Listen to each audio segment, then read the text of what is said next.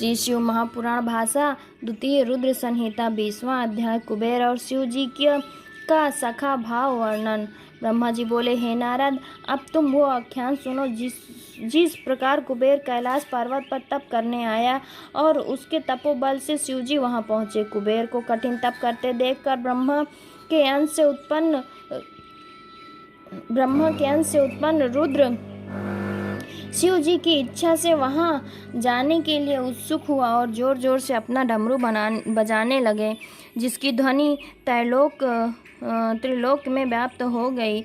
विष्णु और ब्रह्मादिक सब देवता तथा मुनि और वेद शास्त्र और सिद्ध लोग भी मूर्त होकर वहां पहुंचे। साथ ही असंख्य गणों सहित अपनी लाखों करोड़ों की सेना के साथ शिव जी ब्रह्मा विष्णु सहित बड़े प्रेम से रुद्र रूप शिव जी के दर्शनार्थ वहां पहुंचे। शिव जी को आते देखकर महात्मा कुबेर ने आदर से उठकर भक्ति पूर्वक अनेक प्रकार की भेंटों से परिवार सहित उनकी पूजन की और आलिंगन कर अलकापुरी के समीप ही ले जाकर निवास कराया। फिर शिव जी ने विश्वकर्मा को बुलाकर उस कैलाश पर्वत पर अपने भक्तों और अनुचरों के लिए स्थान बनाने की आज्ञा दी।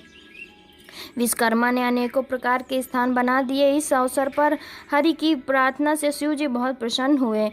फिर कुबेर पर कृपा कर शिव जी कैलाश पर्वत पर गए और एक शुभ मुहूर्त देखकर उसमें प्रवेश किया। विष्णु आदि देवता आनंदित हुए तथा मुनि और सिद्धिगण भी आनंद से शिव जी का अभिषेक किया और अनेक प्रकार की सामग्रियों से उनकी पूजा की। और ऊपर से मांगलिक पुष्प वृष्टि हुई।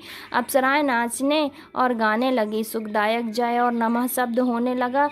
जब शिव जी सिंहासन पर बैठे तो विष्णु आदि देवताओं ने अलग अलग स्तुति की। शिव जी ने सबकी कामनाएं पूर्ण की। जब सब देवता अपने स्थान को चले गए तब शिव जी ने मुझको और विष्णु को आसन पर बिठाकर बहुत बार प्रीतिपूर्वक संबोधन कर कहा, हे हरि, हे ब्रह्मा, तुम दोनों मेरे अत्यंत प्रिय हो। अब तुम लोग निर्भय होकर अपने लोक को जाओ। मैं तुम्हारा सुखदाता हूँ और सदैव तुम्हारी देखभाल करता रहूँगा। हम दोनों अपने अपने स्थान को चले आए। उसी समय प्रसन्न होकर शिव जी ने कुबेर के पास आकर उनका हाथ पकड़ कहा, हे मित्र, मैं तुम्हारी मित्रता के वशीभूत हूँ। तुम भी अपने स्थान को जाओ। हे निष्पाप, मैं तुम्हारा सहायक हूँ।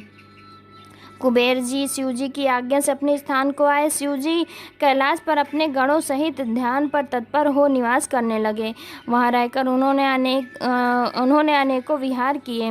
कितने ही दिन तक पत्नी के बिना ही परमेश्वर शिव ने अपना समय बिताया। फिर दक्ष की पत्नी से उत्पन्न सती से विवाह किया।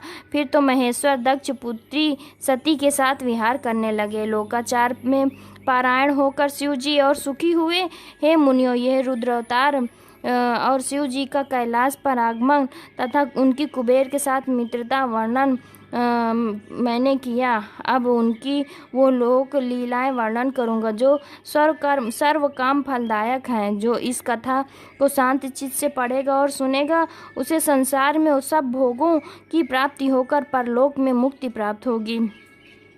इति श्री राम लग्न पांडे विशारद द्वारा भाषानुदित श्री शिव महापुराण की दूसरी रुद्र संहिता के 20वें अध्याय संपूर्ण में उसका प्रथम षष्ठी खंड समाप्त। शुभमस्तु। हर भक्तजनों, हर हर महादेव।